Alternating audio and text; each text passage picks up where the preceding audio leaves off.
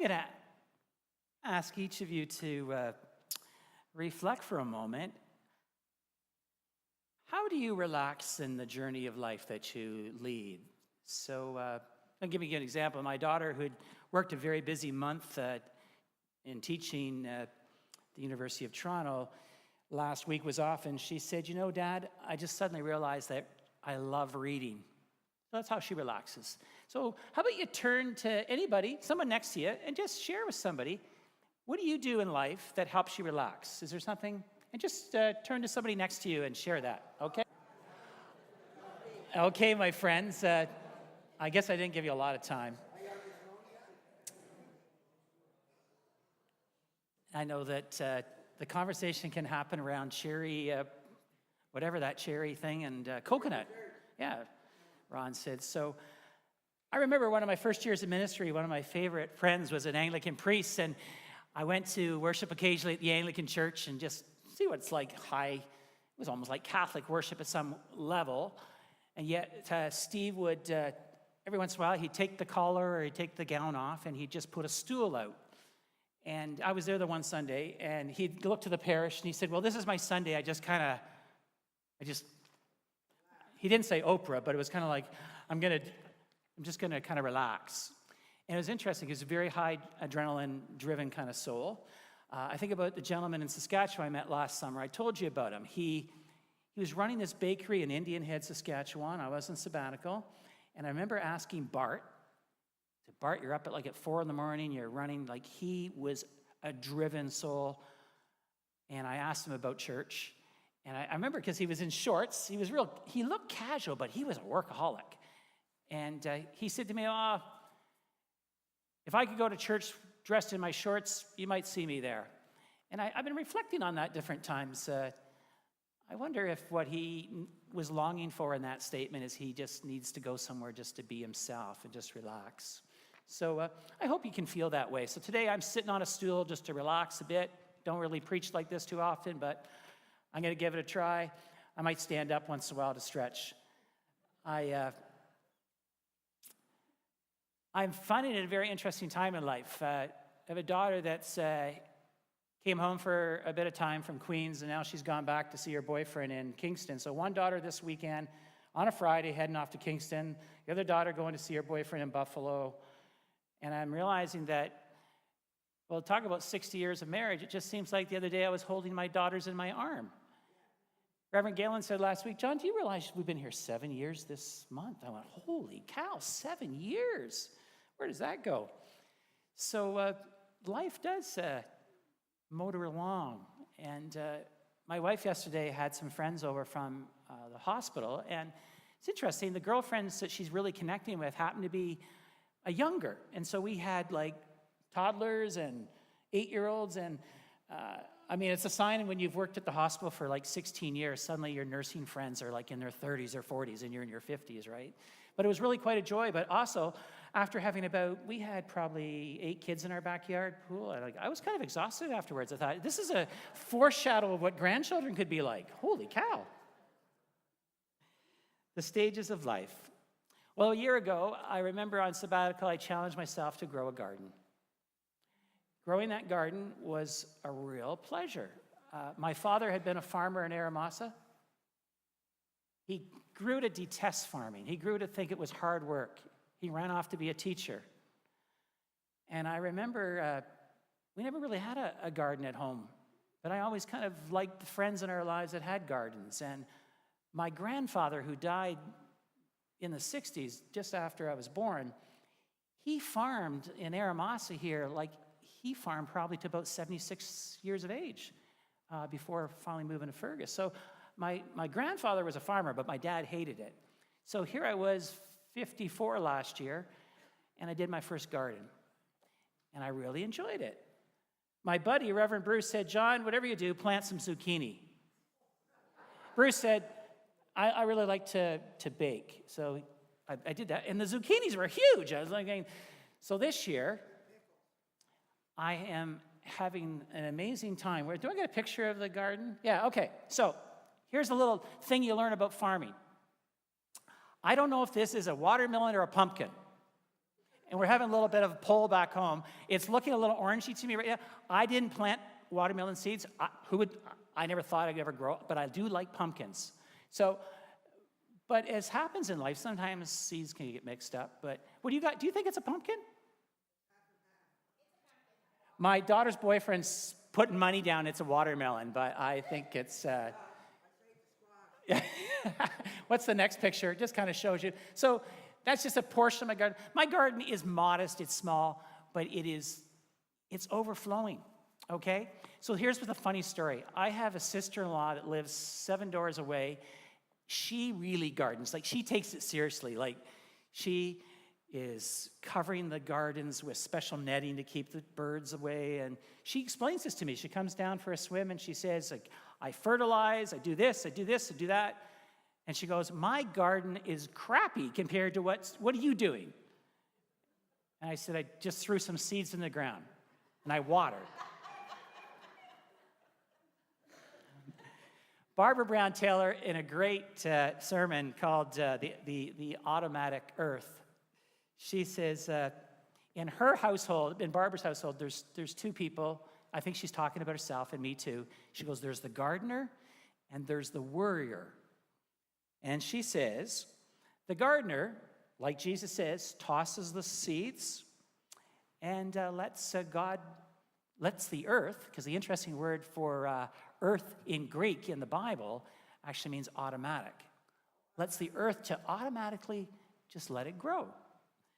The worrier, though, Barbara says, is the one that, puts the seeds in, has got to put the right fertilizer, just stewing about, have I got the right measurements, and goes a little bit overboard. And what she's trying to say, I think, is what Jesus is capturing here in the Gospel of Mark, that we need to trust God, trust the earth, that's automatic. And now we may want to do a little cheerleading and might even do a little praying over that garden.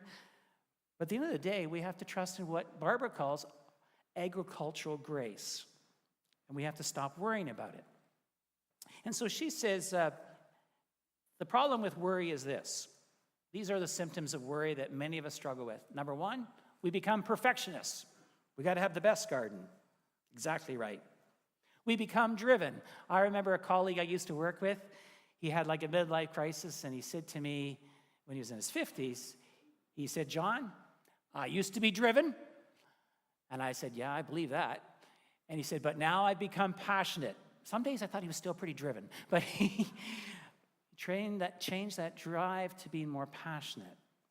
The other thing that happens in worry, anxiety-driven world that we live in is there's kind of this moral outrage. The moral outrage is, darn it, I worked really hard to get the right soil into water and to put the right fertilizer. I worked hard, and God, darn it, I deserve it. And that's moral outrage. We deserve it because we work so hard. She also speaks about the restlessness. We're tapping our fingers, we're swinging our feet, we're restless. We're almost like not comfortable in our own skin. Or for me, as an extrovert, I remember on my sabbatical, and I still wrestle with this, my wife laughs this off because she's an introvert. I dread being alone. And you got to be comfortable in your own skin and be alone, even us extroverts.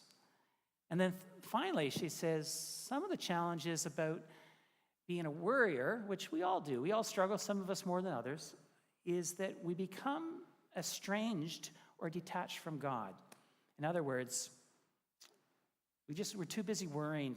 God's either too busy or you're too busy just to breathe and rest in God. The word anxiety comes from Angst, is a German word, and the Angst in German means to narrow, to restrict. So it's not life-giving. It restricts our breath. And that's so much a part of life today. If I don't work hard enough, I might lose my job.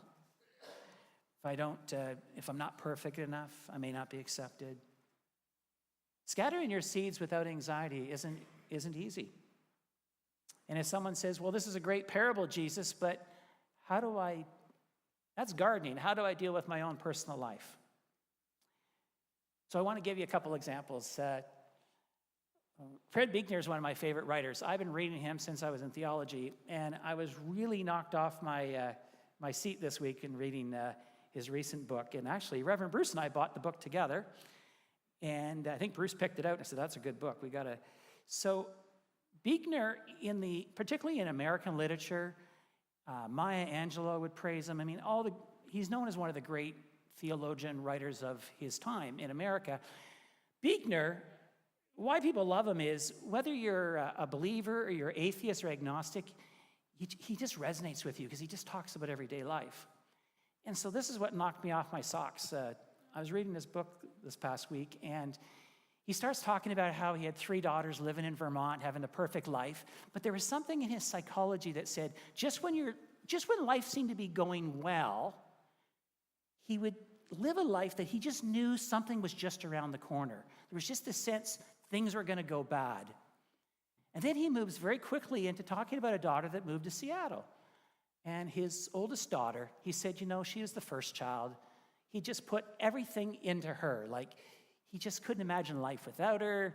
She was like the first child. You love all your kids, he says, but the first one, And all of a sudden, the doctors called, and she was battling with what many of us have heard of, anorexia. And anorexia is this struggle that you just don't want to eat anymore, and it's deeply psychological, but it can kill you.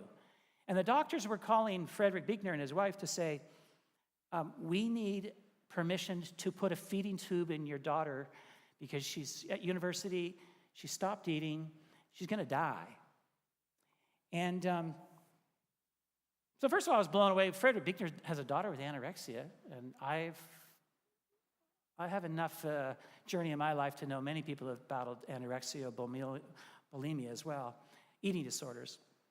So Buechner then goes on to say, the hopeful story is this. My daughter got help. It did roll into alcoholism as well, sometimes can. My daughter got into AA. And he said, you know what my daughter said to me one day? And I'm talking about one of my favorite writers. My daughter said to me, Dad, I think AA would be good for you. He's been writing about God his whole life. AA dad talks about a higher being. Anyway, long story short, I'll summarize it this way. Frederick Buechner says, I did go to AA, and I learned something about myself. In AA, people are so authentically honest, as we've probably heard, about their battles with life, their addictions. They're not trying to pretend anymore. And Frederick Buechner said he'd been battling this his whole life. His father committed suicide when he was like 8 or 10 years of age. Dad just up and killed himself. And that mysterious something bad's going to happen around the corner every time things are going right? Well, that certainly came from somewhere. But number 2, he said, I put so much pressure on my daughter. He said, I was totally unaware that when my daughter didn't eat much around the house, I kept saying, well, you got to eat a lot more food. You got to keep eating the food. And the more he reflected on himself as a father, as much as he loved his daughter, can you believe this? He came to the conclusion he loved her a little too much, that he couldn't imagine his life without his daughter. And that was overwhelming her. So he, in his own writing, I'd never be the one to say he cost his daughters, but he certainly believes as a father, he put too much pressure on his daughter. That's his own journey, but it was really insightful for me to be aware of that. And I think what Buechner tries to share at the very end of this book is the power of grace, the power to forgive yourself, and the power that God gives us to let go. We're not perfect parents. We're not perfect at anything. We don't need to be. So I'll conclude with this. Reverend Bruce and I and our spouses, a year ago, my wife wisely got tickets to Come From Away. You got to get tickets a year in advance. I mean, you just have to get it. Like, that's how long ago we booked it. And we went to Come From Away, and I pray that, whether it's going to come out in a movie, they say, but I pray that someday you could enjoy Come From Away. Because not only do you fall in love with Newfoundlanders, but you fall in love with the writers of a story of life is in chaos. 7,000 people have landed in Gander. The town is like just incredibly generous and hospitable, but you still got people who speak every language imaginable. You got people all stressed out, all kinds of different struggles and fears about life and death at 9/11. And in the midst of this play, the writer, very creatively, someone yells for a Bible. And not only the Bible, but they yell for, turn to Philippians 4, what Heather read today. And all they say in the play is, be not anxious. Kind of back to that agricultural grace again, right? The garden. Be not anxious. And in that play, you'll experience a moment where people search for faith. And you got your Christians, your Muslims, your Jewish, Buddhists, you have people, and the play does a wonderful capturing of all of a sudden in one moment, in one song, make me a channel of your peace. All the religions of the world are together at one moment. It's probably one of the most profound moments in theater that I've ever encountered. That's why I would love for more and everyone possible to see it.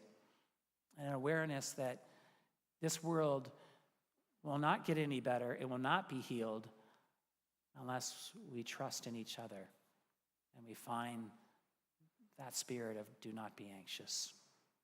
So as you journey this summer, I pray that whatever way you found to relax in water, music, gardening, that you nurture that. You nurture it. And don't be surprised that God will bless you. Thanks be to God.